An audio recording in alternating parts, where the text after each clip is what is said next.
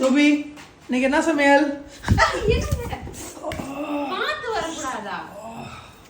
காலையில இருந்து ஒரே பிரச்சனைங்க, ஒரே மன கஷ்டம், ஏதோ மனசுக்கு நிம்மதி இல்லாத மாதிரி இந்த மாதிரியே தான் இருக்கு. இப்ப கொஞ்ச நேரத்துல இவருக்கு பாருங்க தண்ணியில விழுந்து வலி கூட பார்த்தாரு. பாப்பாவுக்கும் உடம்பு சரியில்லை, பாப்பாவுக்குமே ஃபீவர் இந்த மாதிரி, அவளுக்கும் ஒரு சில இன்ஜெக்ஷன் போட்டுக்கிட்டே இருக்கோம் 2 நாளாவே.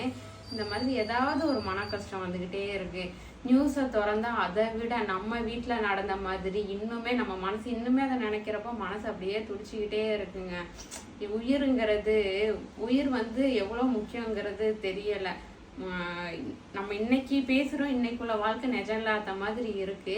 எல்லாருமே என்ன சொல்றதுன்னா சேஃபா இருக்கணும். அதான் இன்னைக்கு வீடியோவே எடுக்க வேணாம்னு தான் நினைச்சுக்கிட்டு இருந்தோம். சரி, மாமா தான் இருந்துட்டு இந்த மாதிரி மன கஷ்டம், மன குழப்பம்லாம் வரதான் செய்யும், மக்கள் எதிர்பார்ப்பாங்க, எடுத்துடலாம் அப்படின்னு சொல்லிட்டு தான் எடுக்க சொல்லி இருக்காரு. இன்னைக்கு வந்து பாத்தீங்கன்னா அந்த அளவு எதுவுமே நான் சமைக்கலைங்க, சிம்பிளா தான் சமைச்சிருக்கேன். இன்னைக்கு என்ன சாப்பாடுன்னு பார்க்கலாமா? இன்னைக்கு வந்து டே 19 நாள் நல்லபடியா போயிருச்சு. இருந்தாலும் ஒரு சில மன கஷ்டம் எல்லாம் வந்துகிட்டே தான் இருக்கு.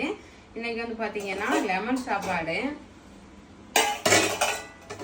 வடிச்ச சாப்பாடு, வெள்ளை சாதம் வச்சிருக்கேன், மோர் குழம்பு, உருளைக்கிழங்கு பொரியலுங்க. பாப்பாவுக்காக அப்பளம், ஏன்னா வாய் கசக்குதுங்கிற அவளுக்காக அப்பளமும் பொரிச்சு வச்சிருக்கேன். இதுதாங்க நம்ம விரத சாப்பாடு. வாங்க சாப்பிடலாம்.